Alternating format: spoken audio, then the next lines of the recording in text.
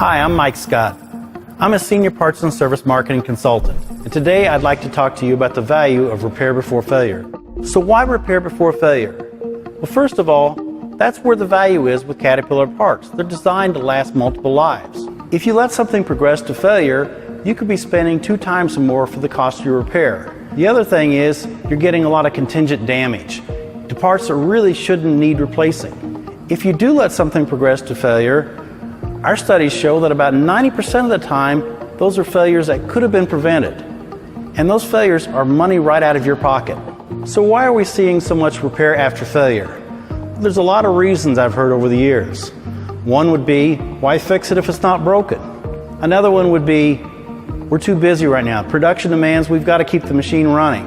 And that really isn't true when you look at it in the long run. Another one could be, the turnaround time's too long. And if you really look at it, the truth of the matter is a repair after failure can often take longer to turn around than a repair before failure. And finally, maybe your operators aren't telling you when they're experiencing problems with the machines. When we talk about repair before failure, we need to talk about the 3 levels of CAT parts. We want to get value out of them because it helps lower your cost. We do this by maximizing parts reuse. Let's use drivetrain parts as an example. For level 1 parts, this is really easy. In drivetrain, it's anti-friction bearings, seals, gaskets, and thrust washers. These are the parts that are designed to wear and protect mating parts. We recommend they be replaced 100% of the time during major rebuilds. Level 2 parts are a little different. These are slower wearing parts, and they're designed with reusability in mind. Included are plates, disc, gears, and shafts. Level 3 parts are designed to last the life of the machine. Typically, these don't need to be replaced unless there's been some kind of catastrophic failure. Parts in this category include things like transmission cases, final drive cases, major shafts, hubs, and sometimes carriers. To better understand repair before failure, let's look at some cost comparisons. Here's an example of a CAT 980H transmission. Let's first look at a rebearing reseal.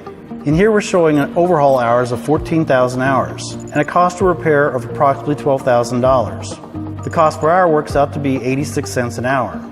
Now, instead of doing a rebearing reseal, we continue to run the component and take it out to a before failure rebuild. Now our overhaul hours are at 17,000 and our cost of repair has moved up to almost 30,000. Our cost per hour is now $1.75 an hour. Now we could keep running the component and run it out to failure. In this case, I'm showing 20,000 hours. The cost of repair has jumped tremendously, up to almost $53,000. The cost per hour is now $2.64 an hour. The extra 3,000 hours between before failure and after failure was costing us $7.69 an hour. These numbers definitely show the value of repair before failure. However, a lot of customers look at this and say, the numbers look good, but I think I can run my component long enough that I'll get the value out of it. That's why I've added one more number onto this. That's payback hours. All this is looking at the after failure cost of repair divided by the repair before failure cost per hour. This tells me how many hours I'd have to run that component in order for my cost per hour to be at or below the repair before failure cost per hour. In this case, it's almost 30,000 hours. If you think about it, the likelihood of achieving that is very low. Now let's look at those numbers over a longer period of time. In this case, 40,000 hours.